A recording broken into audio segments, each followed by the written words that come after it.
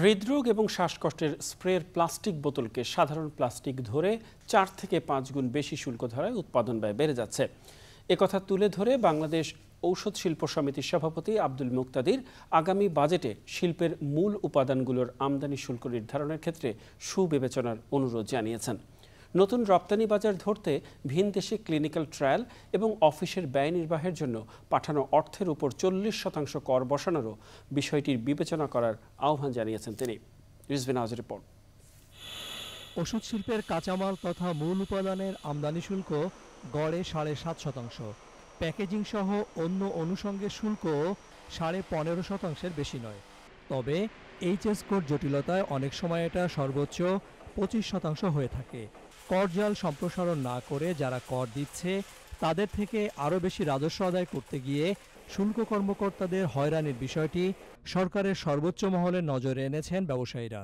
হৃদরোগী যারা, তাদের বুকের ব্যথা হলে নাইট্রোগ্লিসারিন স্প্রে নিতে হয় মুখে, এবং একটা খুবই স্পেশালাইজড স্প্রে।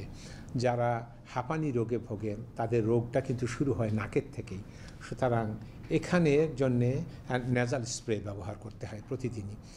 এই সমস্ত আইটেমগুলি অত্যাধিক স্পেশালাইজড এবং এগুলি একটি প্লাস্টিক আইটেম। হঠাৎ করে আমরা দেখছি এগুলিকে সাধারণ প্লাস্টিক আইটেম হিসাবে তারা বর্ণনা করে এইচএস কোড চেঞ্জ করে, যেখানে আমরা 15% ডিউটি দিতাম সেখানে 127% ডিউটি দিতে হচ্ছে, 106 থেকে 127।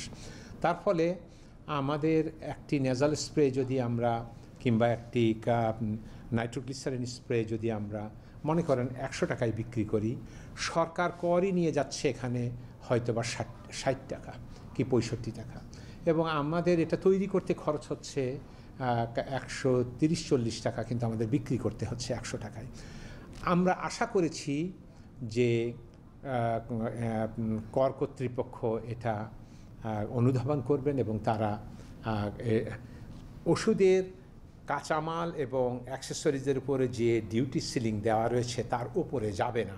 ওষুধ শিল্প খাতের নেতারা আশা করছেন বরাবরের মতো আগামী বাজেটও এনবিআর ওষুধ শিল্প সমিতির যৌক্তিক চাওয়াগুলো মেনে নেবে। প্রত্যেক দেশেই রেজিস্ট্রেশনের জন্য ফিস দিতে হয় প্রতিটি দেশে, এবং এটার জন্য ক্লিনিক্যাল ট্রায়াল করতে হয়, বায়োইকুইভ্যালেন্স স্টাডি করতে হয়, এবং প্রতিটি ওষুধের ক্ষেত্রে প্রতিটি আইটেমের ক্ষেত্রে প্রায় $50,000-60,000 থেকে শুরু করে $2-3 লক্ষ পর্যন্ত আমাদের বিনিয়োগ করতে হয়। কিন্তু আমরা যখনই এটা বাইরে টেস্টিংয়ের জন্য, ক্লিনিক্যাল ট্রায়ালের জন্য এটা করি, কিংবা মনে করেন আমাদের দেশের বাইরে যারা বিভিন্ন কোম্পানির ব্রাঞ্চ করেছে তাদের বেতন দিতে চাই সেই দেশে, তখন আমাদেরকে এই বিনিয়োগের উপরে ট্যাক্স এবং ভ্যাট দিয়ে প্রায় 40% দিতে হয়।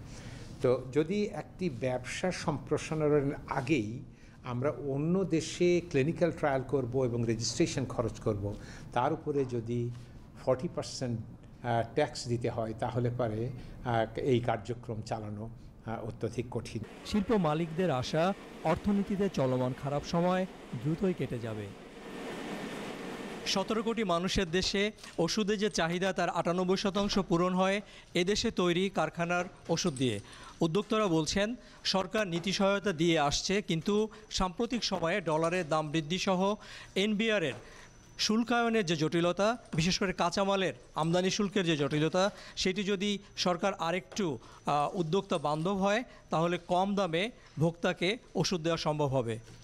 রিজভিন আওয়াজ, চ্যানেল আই, জিরাবো, সাভার।